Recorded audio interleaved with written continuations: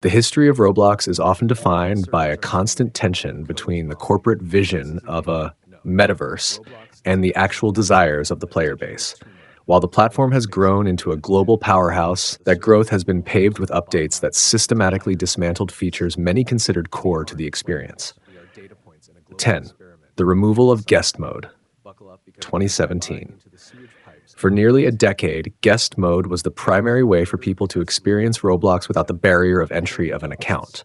Guests were identified by their classic appearances, the iconic Billy Blocks or the 2011 era default guest, and served as a silent but massive part of the ecosystem.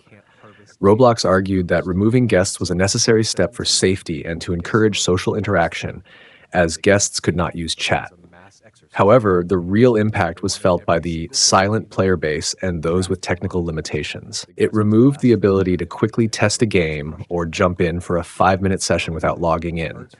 More importantly, it killed a long-standing piece of Roblox culture.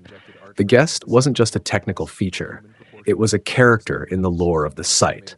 When the feature was finally disabled in October 2017, it marked the beginning of Roblox's shift toward a more strictly monitored, data-driven platform where every single user had to be tracked via an account. 9.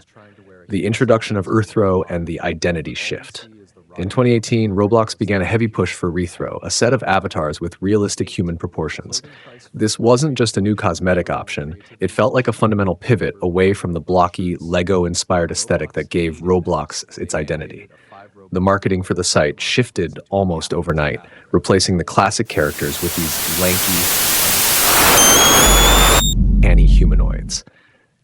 The community pushback was immediate. Most players felt that Earthrow didn't fit the physics or the environment of existing games.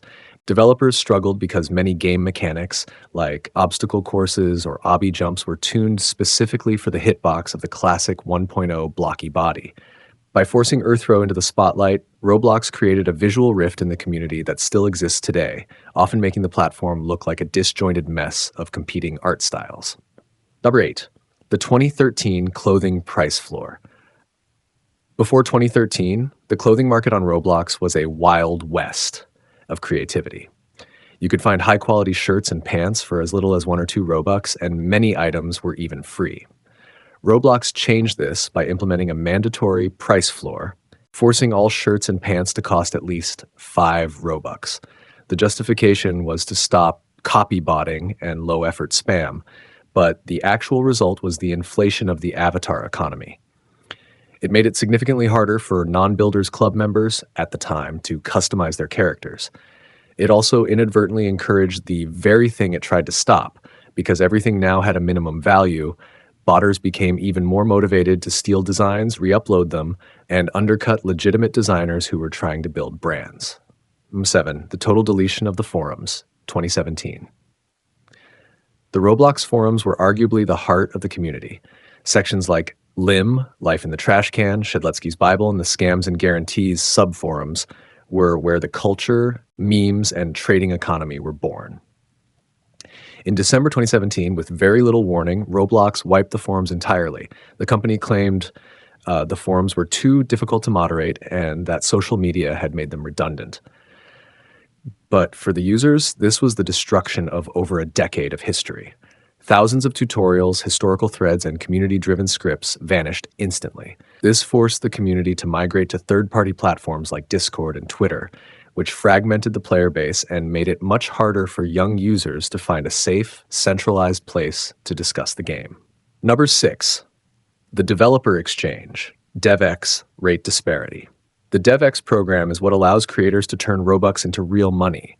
While the existence of the program is a positive, the exchange rate has been a point of massive contention for years. When a player buys Robux, they pay roughly 1.25 cents per Robux. However, when a developer cashes out, Roblox only pays them 0.035 per Robux. This means Roblox takes an incredibly high percentage of the revenue, far more than the 30% cut taken by platforms like Steam or the Apple App Store. When you combine this with the 30% tax Roblox takes on every internal transaction, developers are often left with a small fraction of what their players actually spent. This update to the economy has made it increasingly difficult for solo developers to make a living. favoring large corporate studios that can operate on volume. Bubber 5, the transition from Builders Club to Premium, 2019. For many years, Builders Club BC was the definitive Roblox subscription. It had tiers like Turbo and Outrageous Builders Club, each with distinct badges and daily Robux stipends. In 2019, Roblox rebranded this to Roblox Premium. While the change seemed cosmetic, it removed the daily aspect of the Robux allowance, instead giving players a lump sum once a month. This sounds fine on paper, but it changed the spending habits of younger users, often leading them to spend their entire allowance in one day.